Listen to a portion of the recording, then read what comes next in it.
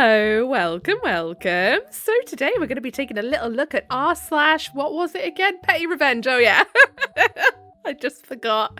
Literally, my brain cells have taken a break. They want nothing to do with today, and I don't blame them. It's cold as ice here.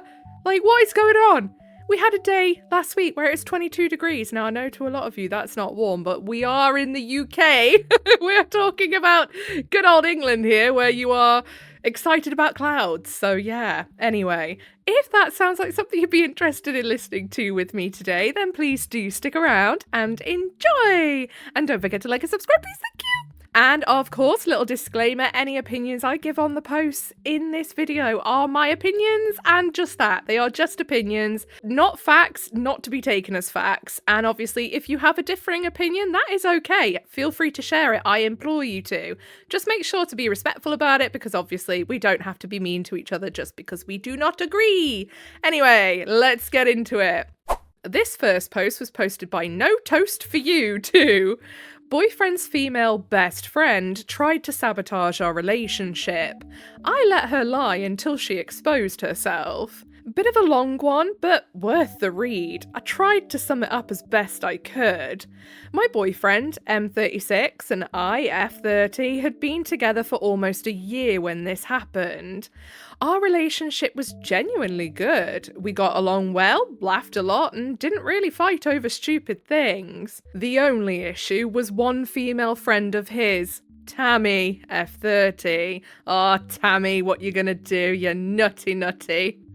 To this day, I still don't fully know what her motivation was. My guess is that she didn't like that he was serious about someone else. She was also still friends with his ex, so I've always suspected that she was trying to sabotage us on purpose. Well, you never know. They were roommates along with his ex-girlfriend. His ex had cheated on him, so she had moved out and moved provinces.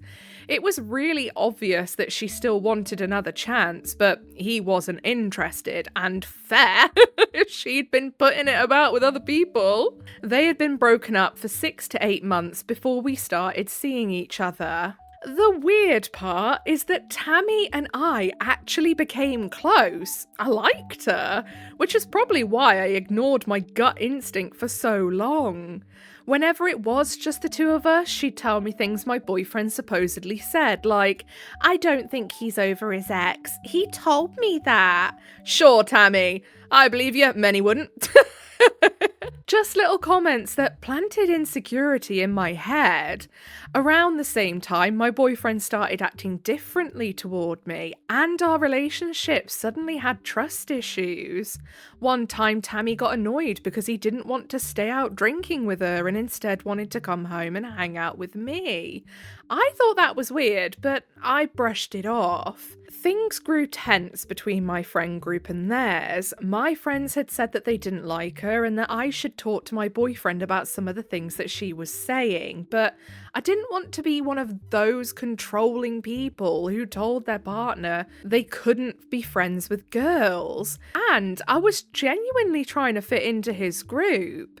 This abruptly came to an end. One night, I went out drinking with Tammy. At some point, I blacked out completely. I barely remember anything. I remember Tammy driving, and I remember some guy she said she knew being around. The next thing I remember is waking up in my own apartment, in my own bed, next to that guy, with Tammy walking into the room angry. Before anyone jumps to conclusions, we were both fully clothed and on top of the covers. Not that it excuses anything at all, but pause before you jump down my throat. The guy, I'll call him Peter, told me that I had been really sick, throwing up, and that Tammy had basically ditched him there with me. He said he was too drunk to drive, and she was also really drunk and should not have been driving.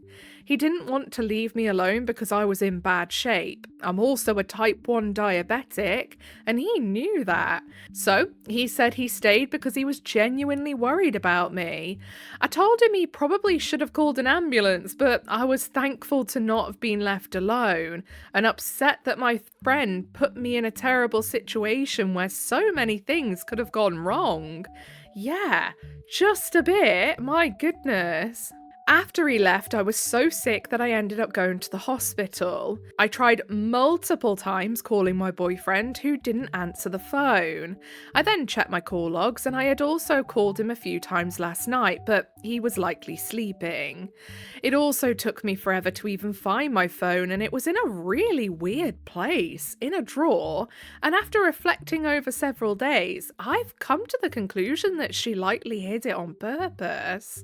When I got home, my boyfriend had put all of my stuff outside my door and blocked me on everything.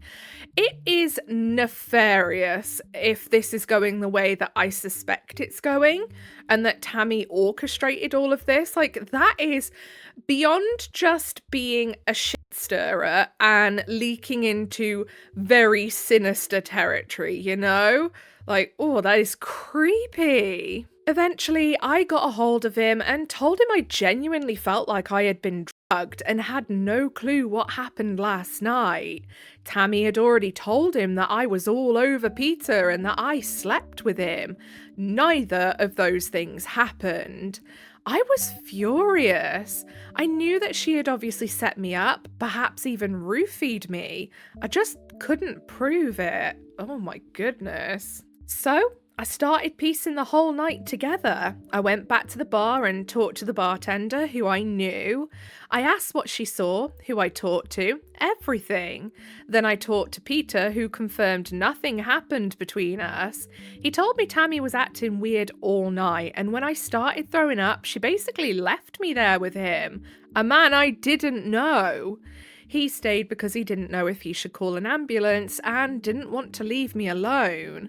Apparently, Tammy came back later to check on me, which also meant she drove home drunk and then back drunk, and then drove back drunk. So she left, then came back.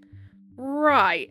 Yeah, this is sinister as hell. Like, the fact that she left OP alone with a bloke that, you know, OP does not know. Luckily, the bloke was a decent guy. My goodness, that could have turned out really, really bad. I mean, it still could have turned out really bad anyway, because if Tammy's either got her overly drunk to do this, or, you know, the possibility of maybe Tammy had slipped her something, that's really dangerous as well, especially with the OP being a diabetic. That is scary. I also got perspectives from other people who had been there all night. The more people I talked to, the less Tammy's version made sense. Meanwhile, Tammy was telling a different story and insisting that she had only told my boyfriend that she saw Peter and me in bed together and wasn't going to lie to him. My boyfriend broke up with me anyways, and I get the situation sucks and he's gonna believe his friend of several years over me. At that point, I decided that even if we never got back together, I was not going to let this girl ruin my reputation and walk away clean. So, I pretended everything was fine. I stayed friendly with Tammy and acted normal because I wanted her to get comfortable and keep talking. Eventually, I convinced my boyfriend to give us another shot. We started talking and hanging out again. The second that happened, Tammy started acting weird. The first day I went over there, she saw me on the doorbell cam and immediately texted him asking why I was there. I saw the text. That led to my boyfriend and I arguing, and a bunch of inconsistencies started coming out. Things she had told him about me, things she had told me about him. He started realizing that she may have been playing both sides, but he still wasn't fully convinced that she would have gone as far to put something in my drink, and that I had likely drank too much. I mean, yeah, that is a possibility at the end of the day, but it could be, you know, that Tammy knew they were going to go for a heavy session, knew that the OP would end up blackout drunk because that was the aim. You know, she wouldn't typically have had to have roofied her to get that same outcome, especially if she knows that maybe OP's a bit of a lightweight, you know? So I decided I needed proof. When Tammy got home, I asked my boyfriend to give us some privacy and leave. I put my phone on record and calmly confronted her. No yelling, no drama. I just asked her to tell me what happened and explain her version of everything. She started with the same story she'd been telling, but then started backtracking. Details changed, her story shifted, she contradicted herself multiple times. I told her that I knew she was lying to people who told me specific details and that I didn't want to be friends with her anymore. Here's the part that makes me laugh now. I didn't tell my boyfriend I recorded her. I wanted to see what she would tell him happened during our conversation first. My thinking was, if she lied about a conversation I literally had proof of, then I could prove she lied about everything else too. And that is exactly what happened. Tammy told him that I threatened her. She said I told her I would punch her out if she didn't change her story to my events of the story. My goodness, Tammy, you are a psycho. And that she was scared for her safety. I told him that that was completely untrue, but he didn't believe me. Instead, he told me Tammy didn't feel safe having me at the house, so if he and I were going to keep hanging out, it had to be at my place. He said he was planning on moving as soon as he secured another place. He had faith in me, but that things had gotten too dramatic and he wanted to distance himself from her anyway. This wasn't enough for me. I was honestly offended, but I also understood why he was conflicted. He had been friends with her for over 7 years, and one of the reasons I loved him was because he was so fiercely loyal to the people he cared about. We had also been friends before dating, and I knew what kind of person he was. I wasn't going to let her win, so I let Tammy keep talking. I let her spread her version of events to the friend group for about 2 weeks. I could not have waited 2 weeks to be like, nope, look, listen, I have the recording. I could not wait that long. Then, once I heard her latest lie through someone else, I knew it was time. I sat my boyfriend down and played the recording. He was completely shocked. He had already stopped trusting her, but this was next level. He was sick over the fact that she had lied so much and manipulated both of us, and potentially damaged the best relationship he had ever had. He moved out immediately, stayed at my place until he found another rental. We told the friend group that I had recorded her and that she had lied about basically everything. The funniest part is that after all of that, Tammy did absolutely nothing. She didn't defend herself, she didn't respond to messages, and didn't even try to fight it. She moved out too, stopped talking to everyone in that friend group, and basically disappeared. She embarrassed herself so badly that she had removed herself. Best ending though, my boyfriend and I just celebrated 4 years together and we have a genuinely happy life now. Edit, I picked Tammy because her real name starts with a T and it was literally the first name that popped into my head. I didn't really put any thought into it. Edit 2 for grammar. When I had arrived home initially, I wasn't capable of making decisions for myself. It wasn't until the next day, I'm talking 4 to 5 p.m. the next day, that I was coherent. Tammy and I had been throwing up from when we all arrived home around 2:30 a.m. until about 7 to 8 a.m. Tammy, according to the guy, left around 4 a.m, came back around 1 p.m, I still was unwell, and I awoke to her in the doorway. I was like, what the F is going on? I saw him there and panicked. I screamed, thinking someone had assaulted me. I remember her saying, what the F, and leaving. He calmed me down and taught me through what was going on. I went to the bathroom and threw up again. I drank a shit ton of water. After we talked, I asked him to leave and then had a mental breakdown for like a few hours. I still wasn't better. Everything was really foggy. I had the worst headache of my life. I then called a cab and went to the hospital. By the time I was seen by someone, it was late, like 7 to 8 p.m. The nurse and doctor told me depending on what I was drugged with, most leave your system between 8 and 24 hours depending on the dose. The other factor is I threw up so much and used the washroom, drank loads of water, I could have flushed a lot of it out of my system. Based on my symptoms, it's likely that someone had put something there.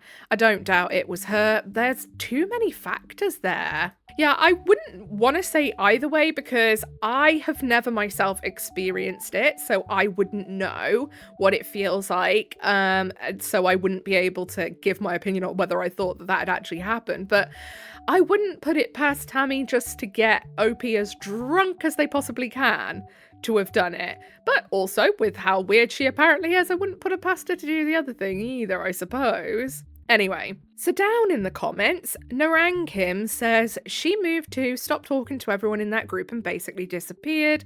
She embarrassed herself so badly that she removed herself. I don't think it was due to embarrassment. I think it was due to her realizing that she had been outed and had no way to get the level of control that she had back.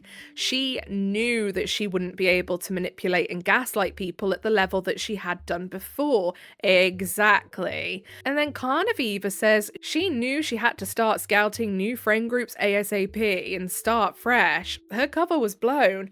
Yeah, I think the fact that Tammy just didn't even try and defend herself and just disappeared proves to me anyway that there is guilt there on a large degree for whatever, because yeah, anyone who's not guilty of something like that is going to be like, no, excuse me, no, that did not happen. You know, they would defend themselves, at least try before just going, you know what, fuck you all. But yeah, the fact that Tammy just went, time to skedaddle is a bit odd, isn't it? It shows to me that there is guilt there for whatever, I do not know. But what a crazy ride that was. My goodness.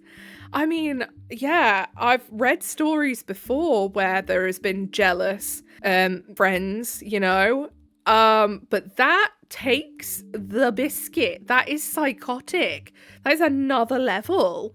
That was quite the long one, but I feel like we've got time for another one, don't we? So this one was posted by Tip of the Iceberg 1234. All right, Grandma, you want a race? Let's race. I was at the airport and we had a tight window for our layover flight to pick us up. Maybe 10 minutes and it was on the opposite side of the terminal. I'm a fast walker. Pretty much the fastest walker I know. Naturally, I overtook this old woman and her husband, who got off the same flight as me, while walking to the departure gate. I'm just walking as I normally do when that same woman cuts in front of me like she wanted to be ahead. I thought it was odd and slightly annoying. We're all going to the same place and you were in no visible hurry until I overtook you. Then you want to be in front of me? So I just increased my walking speed a bit and overtook her again. It wasn't that hard. Motherfucker, this woman cuts in front of me again. So at this point, I'm like, all right, gloves are off, lady. You want to be first? I'm going to leave your ass in the dust. You stand 0 chance against me. So I sped up and kept walking fast and can literally see her speeding up as well. Mind you, this is all on the down low. Officially, both of us are playing dumb. I start smiling because there's no way this stupid ass woman is going to beat me and she's going to get tired. I speed up more to the point where I'm almost running. Guess who got on the plane first? Me, bitch! And I made sure to speed up extra fast, just so that motherfucker knew she lost, and she lost humiliatingly. By the time she got on the plane, it was full to the brim. Maybe if she was a bit faster, she could have been able to stow her luggage in a convenient spot. Ha ha ha! That's so funny. And I bet you there was people sort of like just stood around watching this happen, just like, we know what's going on here, we know. So, down in the comments, Big Nosed Aussie says, did you land before her? And then Mathematician Sad 9833 says, laughing my butt off, I laughed way too hard at this. Yeah, were you at the front of the plane? Did you get to land first? That is what we need to know. Did you win the ultimate game of we're racing, but we're not going to admit we're racing? I want to know. Honestly, I'm telling you now, I bet you there was people standing around watching this going down, just having the time of their lives, watching this OP and this old lady have a race. And I swear, at the start of that, OP said that this old lady was with their husband. So what? Did she just leave her husband in the dirt, like, while she starts racing random people? That's so funny. Like, old folks can be, like, the pettiest. It's hilarious to me. Anyway, I think that's all we've got time for today because I have actually ran out of petty revenge posts, I'm not going to lie to you. So, if you made it all the way to the end with me, then I appreciate you very, very much. If you give a little like, subscribe, notifications on, that'll be your initiation into the Coven of Void and welcome. Don't forget to leave the offering of a comment for Big Al. Yes, he loves to eat them. This one will be for his breakfast tomorrow. He's on a healthy eating kick. So give him something nice and healthy to eat, won't you? Anyway, whatever it is you're doing for the day, I hope you have a really good rest of the day. Goodbye.